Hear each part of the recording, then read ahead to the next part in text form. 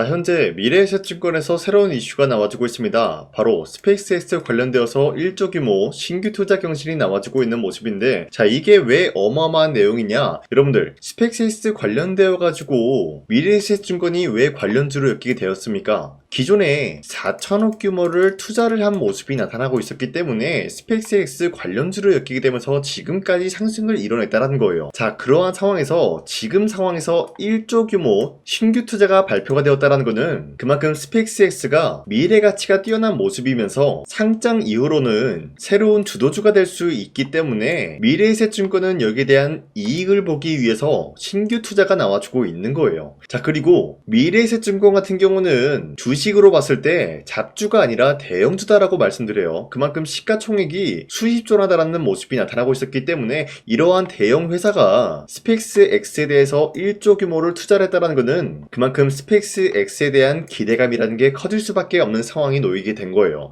자, 그런데 기본적으로 주가는 뭐 때문에 움직인다? 기대감에 의해서 형성이 된다는 거예요. 자, 그리고 이뿐만이 아니죠. 현재로서 일론 머스크가 촉박하게 스페이스X 같은 경우를 6월달에 상장을 고집을 한다라는 건데, 자, 여기서 포인트가 이거죠. 왜 6월달에 상장을 고집을 하냐? 자, 내용을 살펴봤더니 6월달에 자신의 생일과 희귀유지 현상이 겹치게 됨으로써 6월달에 무조건 상장을 해주겠다라는 이슈가 나와주고 있었던 거예요. 자, 그리고 스페이스X에 대해서 최대 500억 달러 규모를 조달함으로써 이러한 목표를 내세우고 있다는 건데, 자, 그러면은 우리가 이러한 내용을 봤을 때 확인할 수가 있는 게 무엇이냐? 바로 6월달에 스페이스X가 상장이 된다라고 할 경우에는 2026년도 하반기부터로는 스페이스X 관련주가 주도 섹터로 등극이 될 수밖에 없다라는 것을 확인할 수가 있었습니다. 자, 그러면은 지금 전체적으로 봤을 때 스페이스X 관련주들이 상승에 대한 포지션이 나왔기 때문에 우리가 지금 투자하기는 약간 애매한 모습을 보유하고 있어요. 자, 그렇기 때문에 우리가 아직 상장이 되지 않은 스페이스X 관련된 그런 종목을 찾아야 된다라고 말씀드리면서, 자, 이 부분은 여러분들한테 잠시 후에 말씀드릴까 하는데, 자, 우선은 미래에셋증권에 대해서 추가적으로 말씀드리겠습니다. 자, 머스크가 전기차와 로봇 시장보다 우주산업 확대시킬 것이다라는 언급이 나와주고 있는 것인데, 자, 기본적으로 전기차라고 하면은 테슬라의 일론 머스크 덕분에 예전에 강력한 주도주가 되었었다는 거예요. 자, 그에 못지않게 전기차와 관련된 종목들은 어떤 흐름을 보유하고 있었냐? 자, 적게는 2배에서 3배까지 노릴 수 있는 기회가 주어졌고요. 많게는 10배에서 20배까지 혹은 그 이상의 가치를 노려볼 수가 있었던 게 테슬라 일론 머스크의 전기차 덕분이었다는 거예요. 자, 그 이후로 일론 머스크가 어떤 것을 이뤄내고 있냐? 지금은 로봇 섹터를 건드리고 있다는 거예요. 자, 로봇 섹터도 마찬가지로 테슬라 일론 머스크의 옵티머스 덕분에 2배에서 3배까지 올라간 모습이 나타나고 있었고, 전기차 못지않게 많은 상승을 만들어내고 있는 모습이 포착이 되고 있었어요. 자, 그런데 여기서 핵심적인 내용이 뭐냐? 바로 전기차와 로봇 시장보다 우주산업 확대시킬 예정이다라는 거예요. 자, 그러면은 전기차와 로봇 섹터보다 훨씬 더 많은 상승의 가치를 보유할 수가 있는 게 바로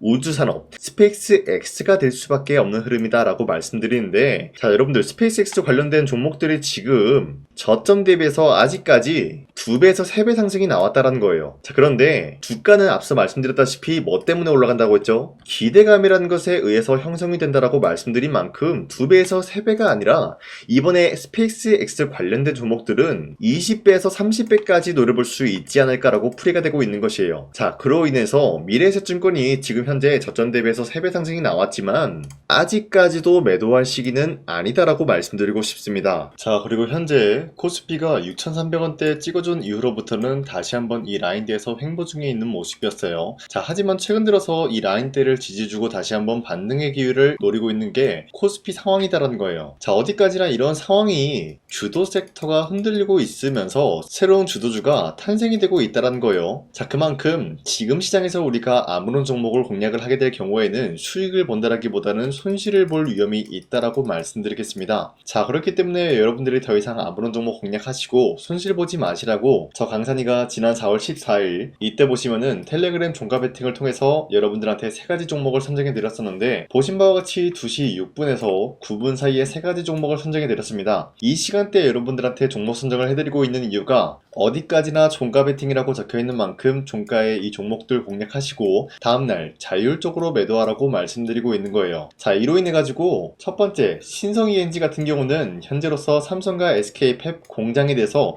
준공 재개 소식이 나와주면서 매출에 대한 기대감이 있었기 때문에 매수세가 유입이 될 수밖에 없는 흐름을 확보했었고요. 두 번째 대우건설 같은 경우는 중동이 현재 좋은 흐름이 나와주면서 종전 이후로부터 재건 협상에 대한 기대감이 있었기 때문에 마찬가지로 기대감에 의한 매수세가 유입이 될 수밖에 없었어요. 자, 그리고 마지막으로 대한전선 같은 경우도 AI 전력에 대한 인프라 수혜를 받으면서 여기에 대한 기대감이 나올 수밖에 없었는데, 자, 이렇게 말씀드리면 여러분들이 헷갈릴 수가 있기 때문에 첫 번째 종목 신성ENG 같은 경우는 저점 대비해서 지금까지도 상승에 대한 추세가 유지가 되고 있다라고 말씀드리면서 지난 15일 보시면은 윗꼬리가 달리면서 빠진 모습이지만 최대 16%까지 상승 나왔고요. 종가 10% 상승 마감이 되었기 때문에 아무리 못해도 지난 4월 14일에 이 종목 공략하신 주주님들은 10%에서 16%에 대한 상승을 노려볼 수가 있었다라고 말씀드리겠습니다. 자, 그리고 두 번째 대우건설 같은 경우도 마찬가지로 저점 대비해서 지금까지 상승에 대한 추세가 유지가 되고 있는 종목이다라고 말씀드리겠고요. 지난 14일 보시면은 윗꼬리가 달리면서 빠졌지만 최대 25% 장대 한번 나왔고요. 21% 상승 마감이 되었기 때문에 전날에 이 종목 공략하신 주주님들은 21%에서 25%에 대한 상승을 노려볼 수가 있었다라고 말씀드리겠습니다. 자, 그리고 마지막으로 대한전선 같은 경우도 저점 대비해서 지금까지도 상승에 대한 추세가 유지가 되고 있는 종목이면서 지난 15일 보시면은 최대 30%까지 상한가 찍어준 모습이 나타났고요. 약간의 윗꼬리가 달리면서 빠졌지만 28% 상승 마감이 되었기 때문에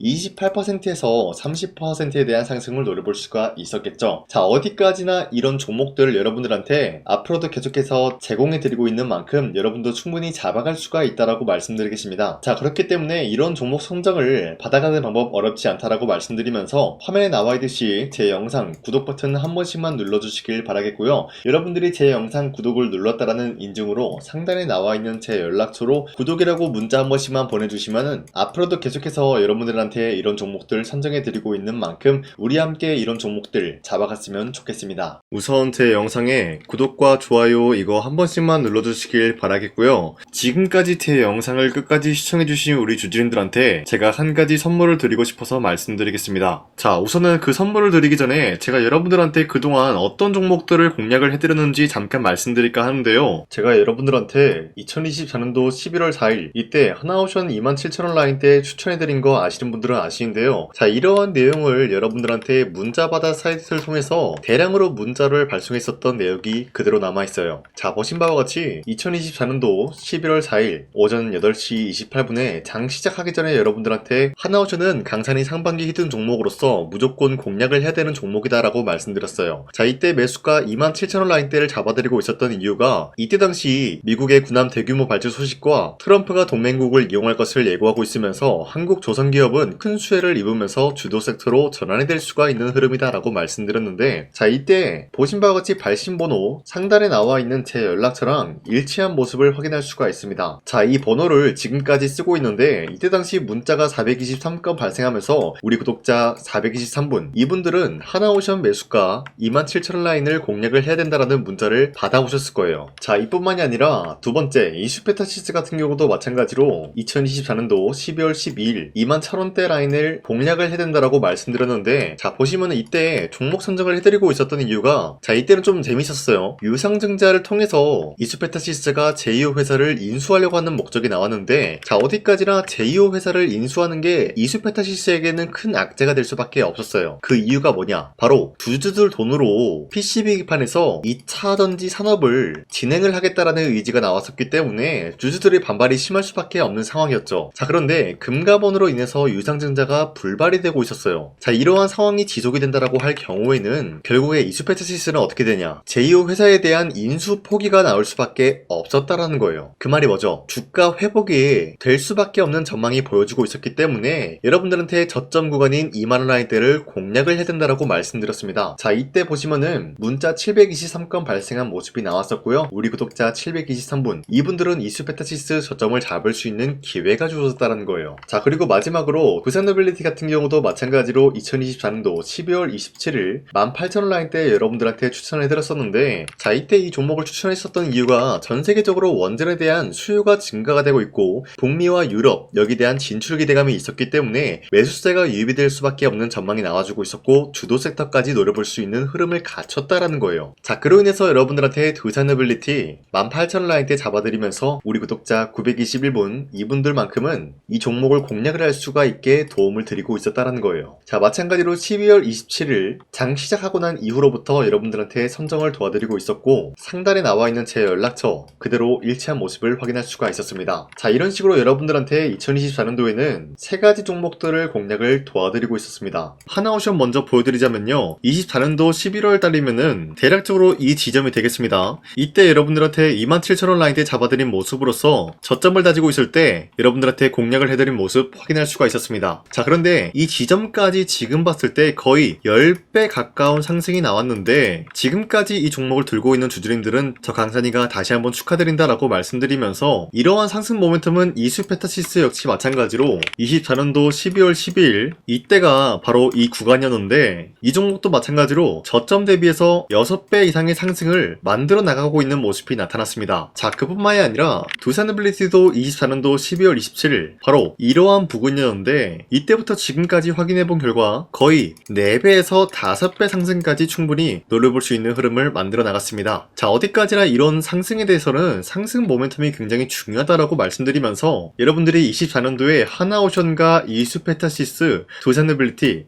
이 세 가지 종목을 놓치셨다라고 하면은 전혀 아쉬워할 게 없다라고 말씀드리겠습니다. 자, 오늘 말씀드릴까 하는 종목도 이러한 상승 모멘텀을 충분히 갖출 수가 있는 종목이다라고 말씀드리겠고요. 제가 오늘 말씀드리고 있었던 3배 이상 폭등을 기대할 수 있을 만한 그런 종목 바로 말씀드릴까 하는데요. 자, 오늘 이게 말씀드렸던 제가 3배 이상의 폭등 랠리를 만들어낼 수가 있는 그런 종목이다라고 말씀드리는데요. 사실상 장기간 동안 하락의 추세가 나와주고 있는 모습이었지만 거래량 보면 알 수 있듯이 세력들이 하락세가 돌입이 된다라고 하더라도 쓸어담고 있는 모습이 나타나고 있습니다. 자, 그 결과 현재로서 다시 한번 이러한 반등 포지션이 나와주고 있는 모습인데요. 여기에 대해서 우리가 가장 눈여겨봐야 될 흐름이 어떤 것이냐면은 수급 현황이다라는 거예요. 현재 외인과 기관들은 지금 이러한 지점 쓸어담고 있는 모습이 나와주고 있고 반등 구간이든 하락세든 아랑곳하지 않고 쓸어담고 있는 모습이 나와주고 있어요. 자, 어떻게 보면 이러한 구간이 매집 구간이다라고 말씀드릴 수가 있는데요. 이 종목이 어떤 종목인지 분석을 해본 결과 굉장히 충격적인 결과가 나왔다라는 거예요. 바로 현대차와 테슬라 같은 경우가 로봇 산업에 대해서 경쟁을 하는 구도가 나와주고 있습니다. 보신 바와 같이 현재로서는 현대차의 아틀라스 그리고 테슬라의 옵티머스 같은 경우가 각자의 기술성이 전 세계적으로 인정받고 있는 모습이 나와주고 있는데 테슬라는 어디까지나 로봇 섹터가 두 번째 기획이었죠. 자, 첫 번째는 기본적으로 전기차였고요. 두 번째는 로봇, 그리고 마지막으로 스페이스 항공 관련되어 가지고 단계별로 성장성이 뚜렷한 모습을 연출하고 있어요. 자, 그런데 이러한 상황 속에서 현대차가 로봇 관련되어서 기술력을 뽐내고 있다는 것은 테슬라가 이를 견제하기 위해서 어떤 것을 만들어낼 것이냐, 당연히 로봇에 대한 시장 선점을 위해 나서기 위해서 분주하게 움직일 수밖에 없는 상황이 나타난 거예요. 자, 그러면 기본적으로 어떤 일이 발생이 되냐, 로봇에 대한 수요는 증가가 될 수밖에 없는 상황이다라는 거예요. 자, 그러면은 로봇의 수요가 증가가 된다라는 거는 기본적으로 로봇에 들어가는 부품 같은 경우도 수요가 증가될 수밖에 없는 상황이 나타난 것이죠. 자, 그런데 로봇에는 액추에이터 등등 굉장히 많은 부품이 들어가는데 그러한 부품들 중에서 우리가 한 가지 종목을 선정을 한다라고 할 경우에는 막대한 상승세를 노려볼 수 있는 기회까지 주어진다는 거예요. 자, 그런데 이러한 로봇 산업에 들어가고 있는 메모리 기술이 바로 LPDDR5다라는 건데 이러한 기술력을 쉽게 말씀드려서 정보를 처리할 수 있는 능력을 갖추고 있는 것이 바로 LPDDR5다라는 거예요. 자, 앞서 말씀드렸다시피 로봇에 대한 수요가 증가가 된다라고 하면은 기본적으로 부품 같은 경우도 수요가 증가가 된다라고 말씀드렸는데 현재로서 DDR5 같은 이런 메모리 카드가 수요가 폭증이 됨으로써 가격 또한 마찬가지로 폭증이 되고 있다는 거예요. 자, 실질적으로 8만원에서 10만원대 하던 메모리 카드 같은 경우도 현재로서는 수요 폭증에 따라서 40만원에서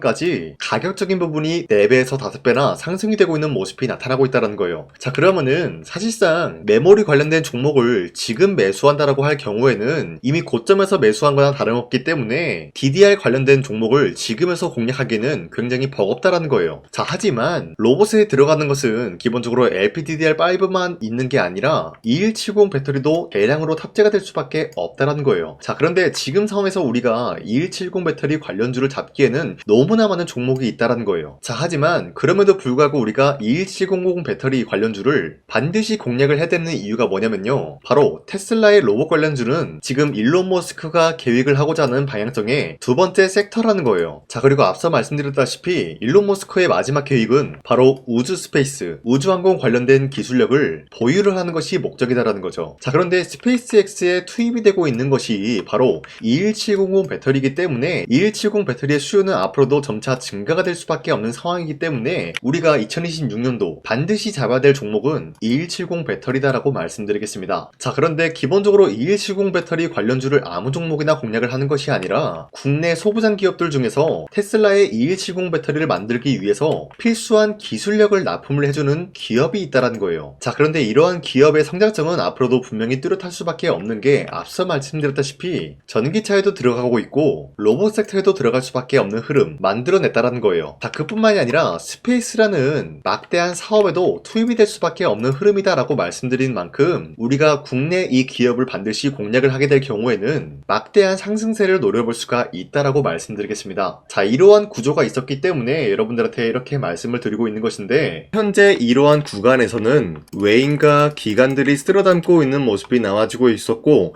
그동안 주가가 하락세가 돌입이 되더라도 계속해서 거래량이 발생이 되면서 매수세가 들어와주고 있었다는 거예요. 자, 긴말하지 않겠습니다. 이 히든 종목을 여러분들이 꼭 받아보고 싶다라고 하시는 분들은 상단에 나와있는 제 연락처로 구독이라고만 문자 한 번씩만 보내주시면요, 제가 선착순 1000명한테만 이 하나오션 그리고 이 스페타시스 두 사너빌리티 여러분들한테 증명을 해드리고 있었던 것처럼 이 1000분한테만 이 종목명이 뭔지 여러분들한테 문자로 발송해드리겠습니다. 지금까지 제 영상 끝까지 시청해주신 저 강산의 찐 구독자님들, 이분들한테만 이렇게 히든 종목을 선물해드리고 싶어가지고 준비한 거니까요, 반드시 구독이라고 문자 보내주시길 바라겠습니다. 이게 날마다 오는 종목이 아니기 때문에 지금 여러분들이 저한테 문자 안 보내주시고 그때 가서 후회하지 마시고요, 선착순으로 1000명이기 때문에 지금 빠르게 상단에 나와있는 제 연락처로 구독이라고 문자 한 통씩만 남겨주시길 바라겠습니다. 자, 지금까지 제 영상 끝까지 시청해주신 우리 주주님들 다시 한번 감사드린다 라고 말씀드리면서